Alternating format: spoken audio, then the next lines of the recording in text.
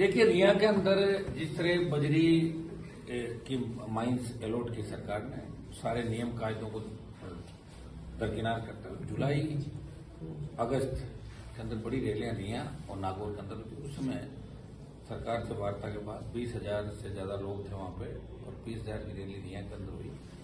जिला कलेक्टर ने सरकार की तरफ से कहा कि अवैध माइनिंग जो स्टॉक अवैध स्टॉक इन्होंने इकट्ठा किया माइंस जो लीज होल्डर है जिसमें कांग्रेस के बड़े नेता भारतीय जनता पार्टी के मेड़ता खियों सर और ये 3-4 और भी नेताओं के नाम थे और कई विधायकों का इसके अंदर नाम था। पुराना हमारा एसपी टोगस और इन लोगों ने जो माइंस थी उसमें पार्टनरशिप में लोगों ने रखी।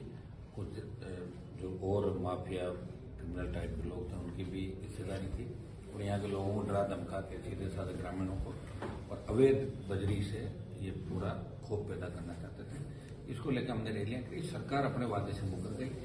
जुलाई अगस्त की बात है, ड्रोन सर्वे करवाना था, सारे जो नाके थे उन पर कैमरे लगाने थे। पुराना जो ड्रोन सर्वे एक हुआ उसकी रिपोर्ट सार्वजनिक करनी थी। लंबा समय हो गया, मुझे भी समय नहीं मिला।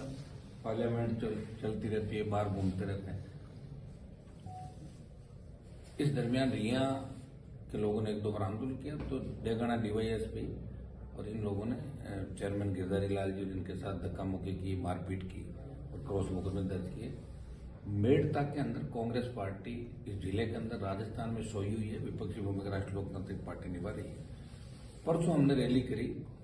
बजरी माफिया जिस तरह माइंस को 7-7, 8-8, 10-10 फीट तक खोद रहा है, 8-8, 9-9 मीटर तक चला गया कई जगह। अवैध स्टॉक जो उन्होंने पत्थर गड्डी कर रखी उससे बाहर अवैध खनन इन्होंने किया और सारा सुबह शाम को 6 बजे से लेकर सुबह 6 बजे तक सही खनन नहीं कर सकते। इन्होंने सरेआम गुंडागर्दी करी यहाँ पे और जो भी बोला उसको पुलिस के माध्यम से डरा धमका के बंद किया। बजरी माफिया के आतंक के खिलाफ हमने परसों रैली करी शनिवार को और सुबह 5 बजे प्रशासन हमसे टाइम मांगा। सोमवार मंगलवार का हमने समय दिया। आज हम वेट कर रहे थे।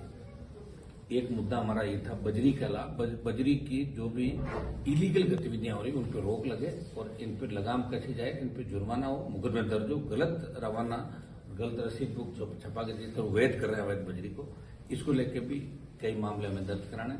दूसरा हमारा इश्यू था मेड़ता एसडीएम का जिसने 14,000 बीघा गोचर भूमि को गैर मुमकिन पहाड़ और गैर मुमकिन मंगरा घोषित किया। राजस्थान में सबसे अनूठा है ये एक उदाहरण होगा कि एक एसडीएम की इतनी हिम्मत हो सकती है कि वो 14,000 बीघा जिसकी कीमत 100 अरब है, उस लैंड की 100 अरब कीमत है और उस लैंड को उन्होंने कोडियों के भाव जेके वाइट और बिरला जो खारिया के उनके नाम कराने के अंदर AME Gotan, AME Nagaur, SDM Merta, विधायक मेड़ता और कई लोगों की इसके अंदर संदिग्ध भूमिका। हम उसके खिलाफ कार्रवाई की मांग करते डीवाईएसपी डेगाना के खिलाफ। दूसरे और मुद्दे थे, एक पूछकर मेड़ता और रास मेड़ता की जो अधिग्रहण हो रही जमीन रेलवे की उसके अंदर हम चाह रहे थे बाजार भाव से इनको पैसा मिले। डेलीगेशन को मैंने अश्विनी वैष्णव जो मंत्री है उनसे दिल्ली के अंदर मुलाकात भी कराई और अब हम चाह रहे थे कि 20 से 25 लाख रुपए पर बीघा बाजार मूल्य से किसानों को मुआवजा मिले। ये सब हमारे बड़े इश्यू थे जिनको लेकर हम आंदोलन करते। आज हमारी इच्छा थी, सरकार ने हमें कहा कि हम आ रहे हैं और सरकार ने इसको हल्के में लिया। वहां कोई आया नहीं, हमने अल्टीमेटम भी दिया कोई हम आ रहे हैं बात करें, नहीं आए। और जब हम वहां से रवाना हो गए तब हजारों गाड़ियां और पूरा प्रदेश का नौजवान आज हाईवे पर खड़ा है चारों तरफ। लेकिन जिस हिसाब से हाईवे पर अपन चल रहे हैं, अंधेरा है, सामने से गाड़ियां आ रही, कई जगह लोग परेशान हो रहे हैं। लोगों की परेशानी को देखते हुए संभागीय आयुक्त ने हमसे बात करी, जयपुर से भी कई बड़े जो अधिकारी उनके टेलीफोन आए और अब कलेक्टर एसपी 5-7 मिनट में पहुंच रहे हैं। और चूंकि जिले का मामला है इसलिए हमने बाडी घाटी के अंदर हमारा मकसद ये नहीं कि राजस्थान की जनता परेशान, हमारा मकसद ये नहीं कि जयपुर कूच करके हम कुछ वहां से हासिल करें। मकसद हमारा ये है कि इलीगल गतिविधियां कोई भी करे, वो चाहे अधिकारी हो चाहे माफिया हो, उस पर लगाम कैसे सरकार कसे।